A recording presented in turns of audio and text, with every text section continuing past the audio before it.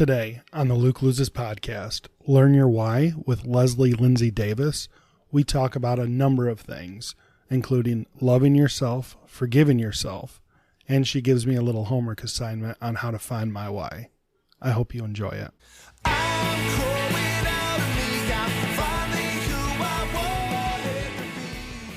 What's up, losers? I am Luke, and this is Luke Loses.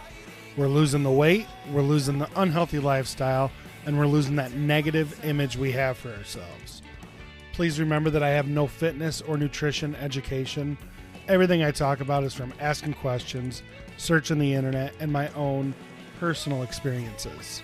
If you have any tips or topics or whatever, if you just want to talk, you can reach out to me at my website, www.lukelosespodcast.com, or call the loser line, which is 323-920-LUKE or 5853. Shoot me a voicemail, and I will try to address it on a future episode. Also, if you could, I would really appreciate it if you went over to Instagram and followed my podcast account. It is the Luke Loses Podcast. Give me a follow. I'll follow you back. I would really appreciate that. So I'm trying to make these intros a little bit shorter and sweeter. So let's just jump right into today's episode. What's going on, everybody? Thank you for tuning in to the show. If you are new, welcome. If you are not new, welcome back. I appreciate every one of you. If you guys missed last week's episode, check it out. It's called Start the Day Right. I talk about some things that we can do to improve our day and get us ready to conquer our day. So, like I said, if you haven't heard that one, go back, check it out. I would appreciate it. As for today's episode, I have author Lindsey Davis. She is the author of the book, You Can't Eat Love. I'm excited to talk with her and share our interview with you guys. So, let's do it. All right, so today on the show, I am accompanied by Leslie. Leslie is the author of a book called You Can't Eat Love. And Leslie, why don't you go ahead and introduce yourself? Well, I'm Lindsey Davis. And Luke, I'm so excited to be here to talk to you. I enjoy your podcast. In fact, it's one of the podcasts that I listen to when I walk my four-legged children out in the back of my property. And I always learn something listening to you. And I'm just so excited to be here today. The book is called You Can't Eat Love.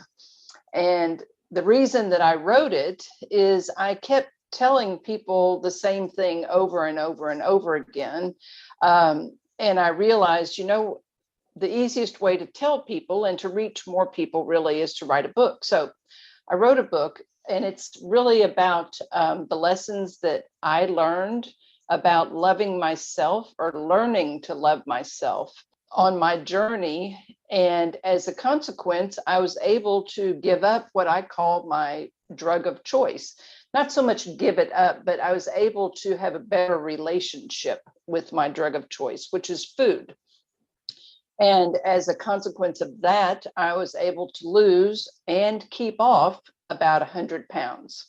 I hit my goal weight back in 2017, and I have stayed pretty close to the goal weight. I've added a little bit more weight on, but that's only because I started doing heavy lifting. And when you start adding muscle, weighs a little bit more, occupies less space than fat. I'm still in the same size clothes, just, a little bit more muscular. Yeah. But I'm really excited to talk to you because I love the message that you have. I really appreciate that. So many people out there who are struggling with their weight. And struggling with, emotional eating and things like that. It's important that they hear from somebody who is authentic so that they know that they're not alone. We'd been messaging back and forth, and one of your messages said that you had to rewind because it sounded like I was telling your story. And yes, and that's one thing I love to hear. I've heard that from other people, and that's kind of what triggered me into doing the podcast, because we're not alone. We all have, we live different lives, but these issues, they're not just my issues. And it's so much easier to go through it when you have somebody there with you that knows what you're doing and what you're going through. In doing what I call the hard work of the hard work, which was really the emotional work, the interior work, so that I would experience an exterior transformation. One of the things that I discovered, as you just mentioned, other people are on the same journey. So I added into my vocabulary bank an expression: I can only imagine how you are feeling. So when I'm hearing somebody else telling their story and I want to respond, instead of saying, oh, yeah, I know all about that and all that kind of stuff, giving them an opportunity to expand on that. And I respond with, I can only imagine how you're feeling. So when I was listening to your podcast, that I had to rewind multiple times because I was like, oh my gosh, I'm listening to my own story. I was reminded of when I discovered what I needed to say to somebody else, just like, to say to you, I can only imagine what you're feeling. And the truth is, I can imagine what you are feeling. And I found that to be incredibly powerful for myself, because sometimes I even say it to myself, because it opens up a conversation rather than shutting down a monologue. Yeah. No, that makes a lot of sense. I wanted to ask you about your book. Again, You Can't Eat Love. And what was that flip of a switch moment that you said, this is what I need to talk about. This is what people need to hear? Well, I had started another book, which was what I called, now I call it the backstory to You Can't Eat Love. It talks about, all the hard work that I did, how I discovered, that God really is a loving father, but also the reflection on, the mistakes that I had made in my life and all of this. And I thought, well, this is just the most amazing thing. Everybody needs to know about it. And as I had sent it off to the editor, I kept thinking, well, that's not really the story that people need to hear. That's not the story that the me who is sitting out there in the world needs to hear. And so I decided, well, actually, I had sat down Mother's Day about a year before and written the first two paragraphs of the book, which was that I had realized that, that the love is not in the food. The love is in the memories, and you can't eat love. I mean, literally, I was eating a piece of pie, remembering my mother, remembering my grandparents, remembering my family. And it all just, it was like a bucket of cold water was dumped on me. You can't eat love.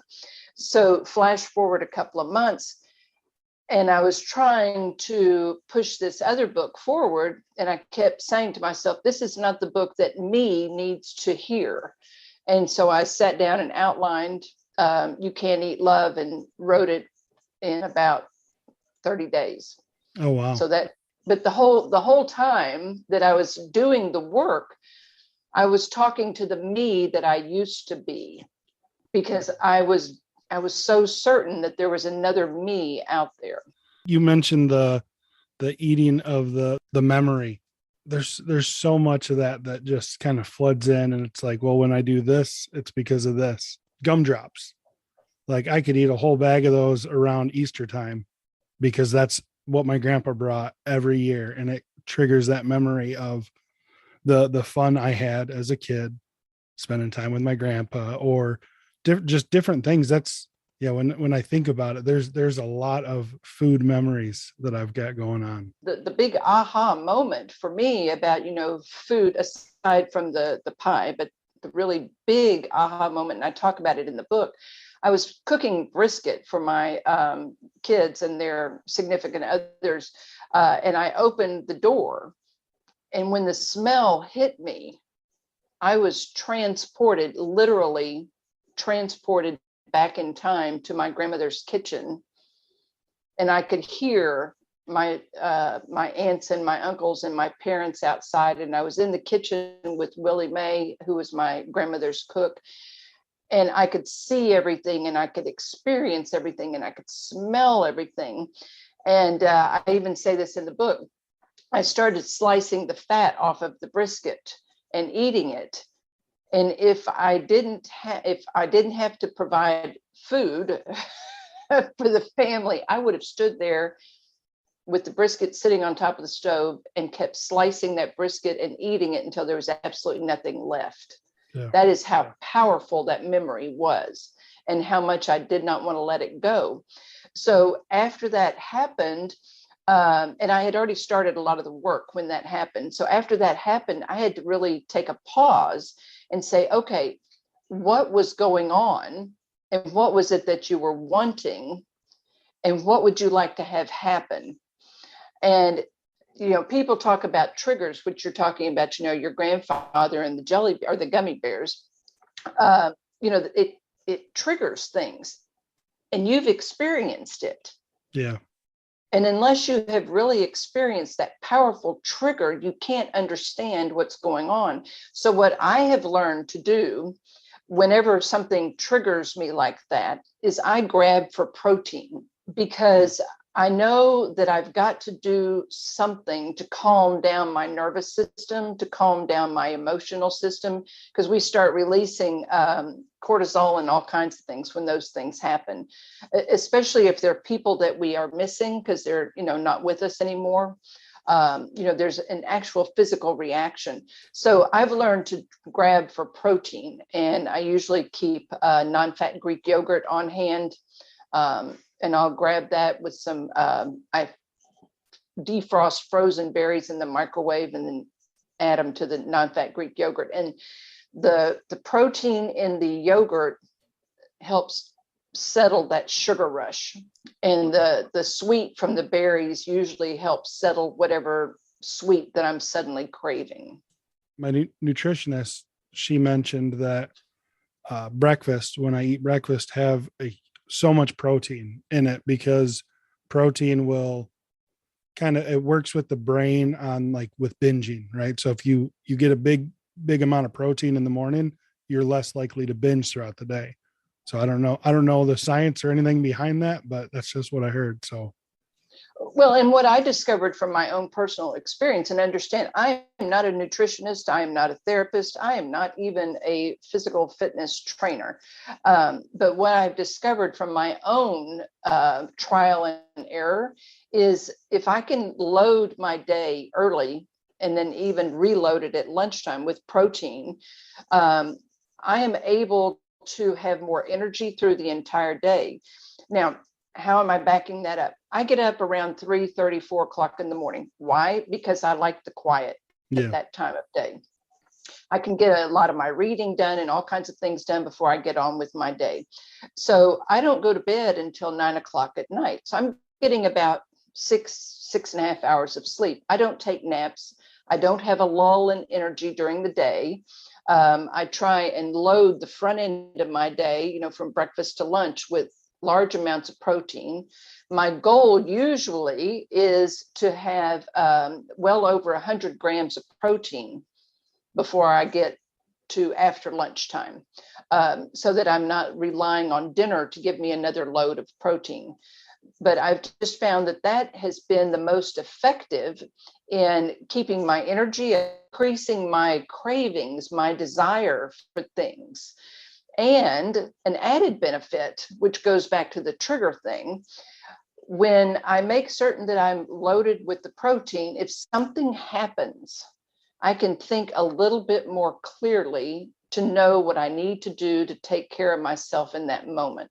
You have lost the 100 pounds. What pushed you into that? What was the moment that you knew you had to make a change, and what did you do to make that change? Well, essentially, like so many other people, my world crashed around me. My second son, my oldest son and his wife had decided they didn't want to have a relationship with me. People are free to make choices. And they had a child, which would have been my first grandchild. And it sent me into a wash, rinse, repeat cycle, because my own mother died 2 weeks before this same child was born. And as a consequence, I never really grieved that loss. So it hung around for a long time. So when they cut me out of their life and that baby was born, I was thrown back 30 plus years. And I felt as if I was drowning, and I realized, I guess I just kind of came up for air, just one brief second, because truthfully, it was not a long second. And I said, you know what, you can go one of two ways. You can either keep heading in this direction, or you can make a stand and stop right now and do something different. And I decided I was going to do something different. And I decided, I don't know about you, but I've been on a whole lot of other diets and trying to lose weight, and not just trying to lose weight, but trying to keep the weight off. And I was horribly unsuccessful. I would lose maybe 25, 30, 50 pounds, but then, within 3-4 months, it was back on again with a whole lot more. Yep. In retrospect, I didn't have a clear why as to what I was doing and what my desire was. This time, when I made the decision that I was going to do something different, I got really, really clear on why I wanted it to be different. And just to kind of summarize it, it was that I wanted to be healthy mentally, physically, and emotionally. And I realized if I was going to accomplish that, if I was going to hold that out in front of me, I was going to have to do the hard work of the hard work. And that was the scary part. What was the hardest part of your whole journey so far? Because I know I've seen on your website and stuff that you're always on a journey. What's been the hardest part so far? When I went on the journey, I didn't tell anybody that I was on a journey to lose weight. And I talk about my reason in the book. But truthfully, the hardest part is learning how to master my emotions, how to name my emotions, how to honor my emotions. Because I don't know about you, but growing up, I would be sad or unhappy, or, take, for example, a really concrete example. I fell off my bike one time. I mean, it was a really bad fall because I slid on a bunch of loose rocks and I tore up my arms and my knees and all this stuff. And when my mother finally got home and I told her about it, she said, "Oh, well, you're okay. You're not hurt." And that, added some confusion. So I grew up being confused. Does it really hurt? Am I really sad? I shouldn't, people are telling me that I shouldn't be all these things. And so the hardest part was getting brave enough to name emotions, and not only name them, but when other people would say to me, "You shouldn't feel XYZ," being strong enough in myself and loving myself little by little to say, "Please don't tell me how I should feel. This is how I'm feeling. This is my truth. You don't get to decide. Thank you very much." Yeah. And people don't like that. They want people, I don't care how close they are to you, they don't want you to be anything other than content. That reminds me of when my wife and I started with the couples therapy, talking about how other people are. I'm the kind of person where my wife has an issue and I'm just trying to give her advice. And my therapist was like, she probably doesn't want your advice. She just wants you to be there. And then that kind of triggered that thought of what you were saying with it. Like going back to the beginning where I said we're all different. We all live our own lives, but we're all very similar in this journey. That's one thing I've learned doing this show is there's so many people out there that are exactly like me or exactly like you in the process or the program or whatever you want to call it. Truthfully, I can speak for myself in that I would eat because I was afraid to cope with the emotions because I didn't know how to name them. I didn't know how to deal with them. I only knew that I was so uncomfortable that I wanted the pain to stop. And the only way I could figure out to make that pain stop was to eat. Because then when I would eat things like, a whole bag of potato chips, a whole thing of cookies, then I could do something that I knew how to do very well, and that was shame myself. Now, you mentioned the self-love, and that's one thing I really want to touch on with you. And I was going through our messages, and I noticed that you said that it was you went on a journey to learn how to love yourself. And like you and I spoke a little bit before we started recording, one of my issues is self-love, and it's unhappy with who I am. And I made a post the other day on my Instagram that says people can't love you unless you love yourself. When I posted that, I thought, that's good for people to hear. But then in my own mind, I'm not there. I guess how do you start to love yourself? Well, truthfully, I started by taking little teeny tiny steps. And what I would do is I would set a goal for myself, not so much an eating goal or a weight goal or anything like that. I would say, okay, today you are going to, walk for 5 minutes. And then I would say, when you've walked for 5 minutes, you're going to celebrate. And so I started out by doing celebrations for little tiny things. And I would cheer for myself for little, just small things. For example, my big aha moment on the cheering and how well it works was I went to McDonald's, and usually my normal order when I would go to McDonald's was a large Diet Coke with no ice and a Big Mac and a large order of fries. And I pulled up and I was determined all I was going to order was the large Diet Coke. And I said, okay, when you order this large Diet Coke, you're going to cheer for yourself as you drive away. And I was like, okay, that sounds okay. And I was like, nah, that's going to be kind of crazy. But anyway, go up. I order the large Diet Coke. I close my mouth, stop talking, pay for the large Diet Coke. I pull up, put my car in park, and I just started cheering because I did it. Yeah. And what I discovered is if I will cheer for, think about your kids.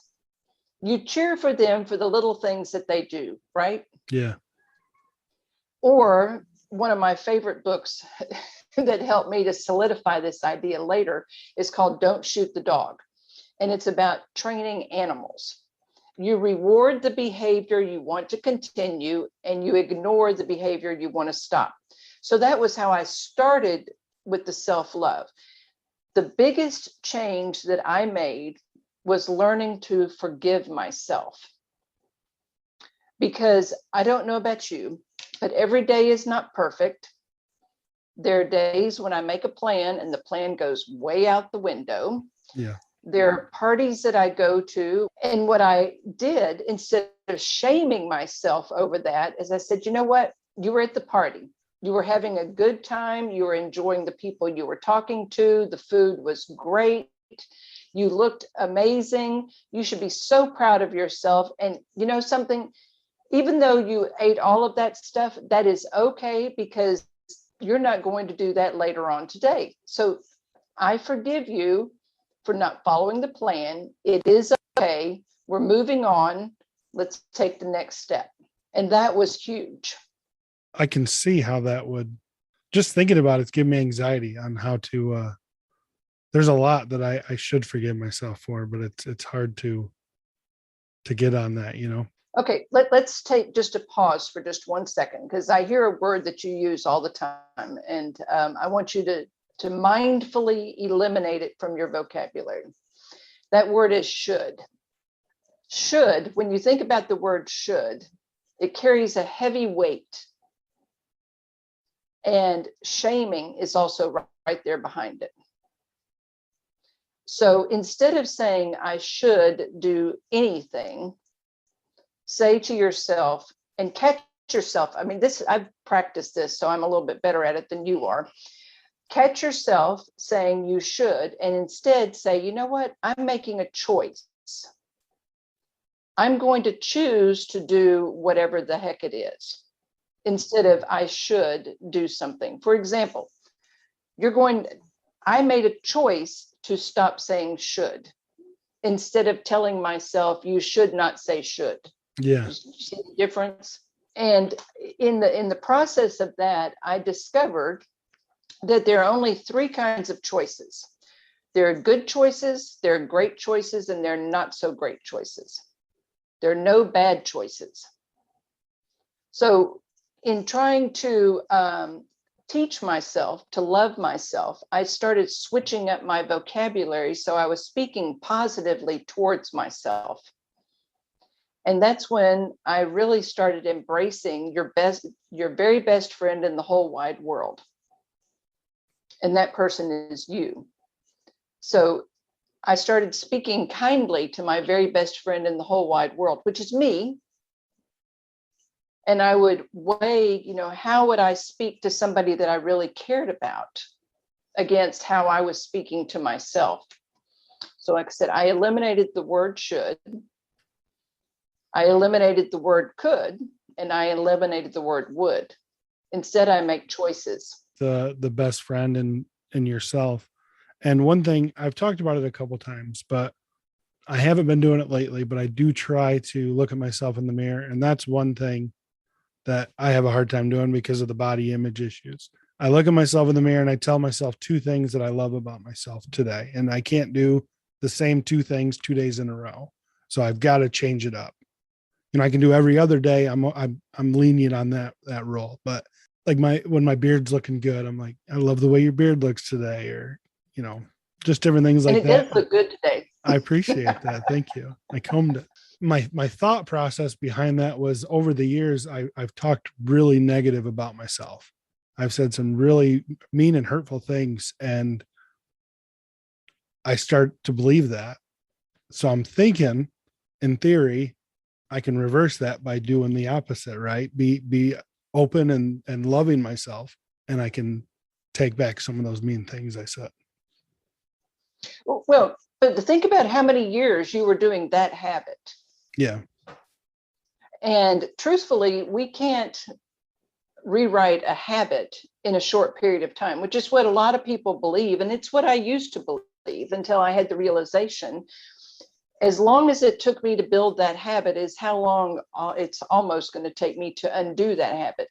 And one of the things that I like to talk about is, imagine a muddy road, and your habits are the ruts that are in that muddy road, because you've driven down that muddy road in those ruts so many times that you can practically put your car into those ruts, hit the accelerator, and end up at your destination without ever touching the steering wheel, because those ruts are so deep and so well defined. Yeah. So now you're trying to change your habit. You're trying to do something different.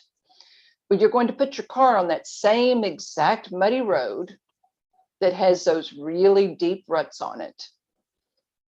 So you're going to have to drive more carefully. You're going to have to drive more slowly. You're going to have to pay more attention to what you are doing, where the steering wheel is taking the wheels of the car. You're going to have to watch, for all the nuances of the road, how it's, shaped, capped, potholes, all those kinds of things.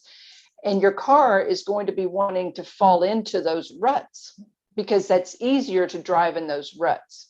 So what I realized is, it's okay if I'm going slow, because each time I successfully make a pass down that road, I'm putting another rut in, but I'm pitching a little tiny bit of dirt into the old ruts. And so it helps me to have a visual of that. Now, on occasion, yes, I would fall off into the ruts, but that's where I would say, you know what? It's okay. You messed up. I forgive you. Let's get back up on the road and let's try again. Instead of saying, oh, you fell off, you're back in those ruts, you're never going to be able to change anything. This just isn't worth it. Give up. No. Let's accept that we are human. We are not perfect. Let's get back up on the road and let's just keep on going and be aware that this is a pitfall, so that we're always learning something. You were talking about learning for podcasting. Well, this part of our journey, we are always learning something. Yeah. And it's through the learning that we make a new rut and we pitch a little bit of dirt into the old rut. Yeah.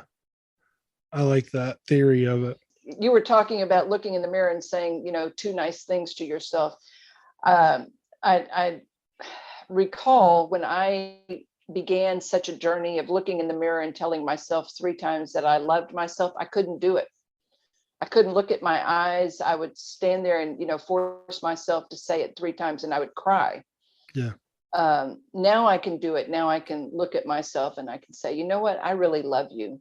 But it took over 2 years for me to get to that point. Yeah. You mentioned the forgiving yourself again. And I just keep thinking about how amazing that would be to be able to do that. It's kind of got me, in my, I want to say in my feels, because I just I'm thinking about what that could do. If we don't forgive other people, we actually are putting ourselves into a prison. Because if we're not forgiving them, then we're paying attention to everything that they are doing. We're, giving them so much bandwidth. So we forgive people for things that they've done to us because we don't want them occupying any more bandwidth than we need them to. Okay, so when you do something, let's say, for example, you go to a party and you eat, more than you intended to eat before you arrived at the party. If you beat yourself up all the way home saying, oh my gosh, I can't believe that you ate all that food. What the heck were you doing? People were watching you. What the heck was going on? If you spend that whole trip from the time you left the party till you get home doing nothing but shaming yourself, think how you're going to feel when you arrive at home. Mm-hmm. And then what are you going to do? Well, I don't know about you, but what I will do is I will say, something, I'm still hungry. I'm going to go see what chips and cookies and ice cream and everything else are hanging out in the pantry. And I'm just going to wipe them out because after all, the day is already blown. So why not? Yeah. Yep. So instead, when you get in the car, you say, something, I had a plan. I didn't work the plan very well, but something, I did a lot better than if I had not have had a plan at all. And I'm going to forgive myself for not following my plan to the letter. And let me tell you, I had such a great time. It was so much fun. I really enjoyed myself. And I'm so glad that I went. And even though I didn't work my plan all the way, I worked my plan part of the way. And I am so proud of myself for working my plan part of the way. That is amazing. And this is what I learned from that experience so that I can use it for the next time. Now, think what you're going to do when you get back home. I love this. It sounds so amazing. Like you mentioned the forgiving of other people. I'm a very easygoing person, right? When somebody and I have a disagreement, I'm the first one to jump in and, hey, we need to work this out. It's the way to go. And I just think, like, why can't I do that with myself? Like, I'm really excited about this. Like, just thinking of it, right? Think of how negative our lives would be if we didn't forgive anybody, if we just stayed cooped up. And that's kind of how I'm feeling right now towards myself, is like all the negative things, and I say negative in quotes, of all the bad things in quotes that I've done with myself, where I could go if I did say, you know what, I forgive you. You're okay. Keep pushing forward. It didn't happen overnight for me. It, little by little. Yeah. But it was just starting the practice of actually saying to myself, you know what, I forgive you. You messed up. It's okay. I forgive you. Because think about this. If one of your children were to break a plate, would you start yelling at them and beating them up about, how could you be so careless? How could you do this? You wouldn't do that. Right. You would tell them, I know you didn't intend to do that. It's okay. It's just a plate, no big deal. We can clean up the mess. Let's move on. So that was what I realized. I was giving people far more grace than I was giving myself. Mm-hmm. I was cutting myself zero slack. But that also is learned behavior.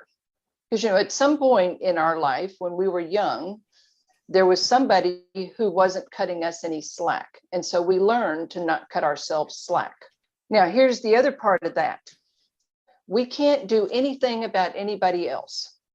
There's only one person we can do anything about, and that is ourselves.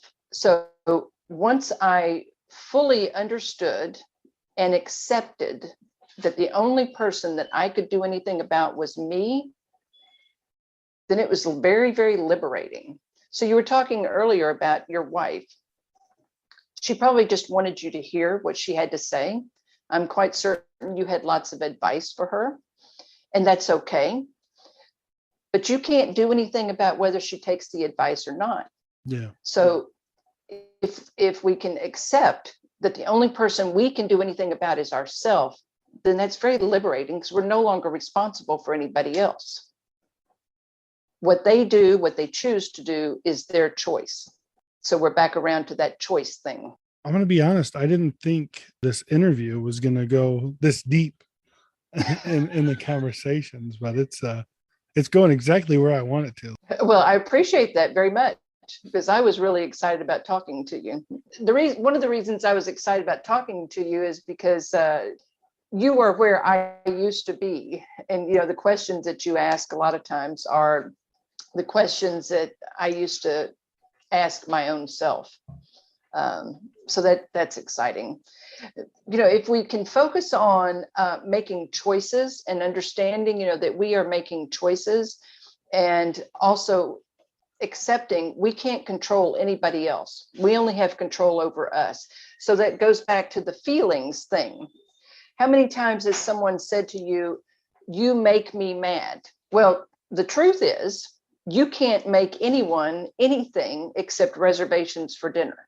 They choose to be mad, and nobody can make you anything except reservations for dinner. You can choose to be mad. You can choose to be sad. You can choose to be happy. Take back your power, because when we take back our power, then we're able to make better choices. The responsibility for other people, like that's one thing I try to do, is I feel like it's my responsibility to make all these people happy and this and that. It's nice. Like, I like making people happy, but it's not my responsibility. And that goes back to the self-love and how I feel about myself, and how I guess I try to overdo it, make other people seem I'm not this bad guy, but this is really deep, right? Do you understand what I'm trying to say? Yeah, I know exactly what you're saying. And here's the thing. I talk about this also, but I talk about it all over the place. We have to put our own oxygen mask on first. I'm quite certain you've flown. Yeah. I've flown a whole lot. And it was a mind-blowing moment when I finally understood. And it was, you talk about Googling or whatever. I Googled, well, why the heck is this so important? When a plane loses pressure and that oxygen mask drops, you've got 30 seconds to get your oxygen mask on. So they're telling you, get your oxygen mask on first. And what we want to do is we want to help everybody else around us. I haven't been on a plane where the oxygen masks have dropped, but I can just imagine what I would be wanting to do. Mm-hmm. So let's take that out of the plane and into our life. How many times are people around us running around and we're busy chasing them down with an oxygen mask while we are struggling to breathe ourselves? And I tell people, you put somebody else's oxygen mask on and you're busy putting everybody else's oxygen mask on. That plane is going to land, and guess where you are going to be? You're going to be laid out. That's right. You're going to be laid out in the aisle. They're going to be stepping over you saying, there is that nice person who helped me. They're going to get off the plane. They're going to go on with their lives. And on occasion, maybe they might think about you in brief passing, but where are you going to be? Yeah. So when I understood how much time I really had, then I really got clear on why I needed to make certain I was taking care of me first. Sometimes taking care of me first means that I tell my husband that he can go down to the coast to go fishing, but I'm staying home because I just need some quiet time. It also can mean when I'm trying to tell him something and he keeps stepping on my sentences, I say to him, look, I need you to listen right now. I don't need you to talk. I need you to hear what I'm saying. This is what I need right now. It also means when somebody says to me, well, you shouldn't, there's that word again, feel XYZ, that I say to them, please don't tell me how to feel. This is what I'm feeling right now. And this is why I'm feeling this way. Did you listen to my episode with Joe Bolin? I don't recall. What did you guys talk about? Vulnerability. Yes. Yeah. So that it kind of reminds me of that because, growing up, when you mentioned the people telling you how to feel, I was never told you can't feel these things, but it was that word again, you shouldn't feel like that, right? We shouldn't show emotion. We shouldn't be the, I hate saying it like this, but be the man. Yeah. It makes so much sense. All these things, different topics, right? So like this conversation that we've had, there's a lot of things in here that I've heard elsewhere. There's some things in here that I've never heard before, but it's amazing hearing it a different way, how much more clear things can be for you. It's just good conversation today. I'm really enjoying it. Well, let me just ask you this. You've been on your journey for quite some time. So why are you on your journey to lose weight? I'm unhappy with myself, right? And I think that goes off to like my kids. Big issue with the kids, right? So there's so many things that I want to do as a parent, as a husband, as a person, like I mentioned it before, like I want to skydive and I can't do it at my size. I talked about it with another guest, dinosaur camp. One of my kids want to go to a dinosaur camp. And I know if I were to go with them, the struggles that I would have doing certain things because of my size. Right. So I want to live life, how I want to. That's what is pushing me. And, I want to be able to take my wife to do certain things. I want to be able to take my kids to go do certain things. I want to be able to go do certain things that I want to do that I can't be, at 400 pounds. So I'm going to give you a homework assignment. All right. I want you to sit down with pen and paper, and I want you to be brutally honest with yourself. Tears pouring down your face, honest with yourself. Why you want to go on this journey that has absolutely nothing to do with your weight or another person. Okay. And when you uncover that, I want you to crystallize it, synthesize it, shorten it up into a few sentences. And then I want you to go and find a photograph. When you look at that photograph, you feel joy. And I want you to put that, it doesn't make any difference what the photograph is of. I want you to put that photograph with your crystallized, synthesized why. And I want you to put it someplace that you can look at it all the time and see how it starts changing how you view yourself and the journey, because it is a journey. And the other thing that I realized, because when I recognized how much weight I had to lose, and it's not that I didn't know, but when I realized how much weight I had to lose, I was like, oh my gosh, I'm never going to be able to do this. Something that I tell people, I live in Texas. Okay. Texas is a very big state. Where I am, where you get onto I-10, we are 740 miles from New Mexico. Well, I will tell you that the drive from here to New Mexico is very dull and very boring and very, oh my gosh, it's awful. But the reason that people drive from here to New Mexico is what they're going to do, the people they're going to be with, the things that they're going to see when they arrive at the other end. It's not because they are thrilled about sitting in a car for 740 miles. And the way that I do that kind of trip is I start looking ahead, the little milestones ahead. Okay, well, Sealy is 20 miles ahead. Okay, I can make it to Sealy. Columbus is just 40 miles past Sealy. I can make it that far. Seguin is there. I can get to San Antonio. I can get to Junction City. You start taking it in little tiny bites. I call it Swiss cheesing. So when we go on these journeys, especially if we're facing, I would say 100 plus pounds of weight that we need to lose, if we can look at the journey that we're going on, why we want to go on that journey has nothing to do with the journey. It has to do with the destination. It has to do with arriving and what amazing things are when we arrive. It's just like, think about this. The last time you got on an airplane and you said you were going to, for example, Chicago. Okay. I'm going to Chicago. Great. Well, you didn't get off that plane, turn around and get on another plane and fly home, did you? No. Because your journey was not about going to Chicago. It had nothing to do with the airport, had nothing to do with city limits. It had everything to do with what you were going to do, who you were going to see, and the amazing things that were going to happen after you arrived. I'm excited and nervous about that, doing that, the homework you give me. I've got it wrote down, be honest, no weight and no other people. I'll see where we'll go. Well, and the reason that I say not about your weight, not about other people, is we can get discouraged if our weight doesn't go in the way that we think that it should go.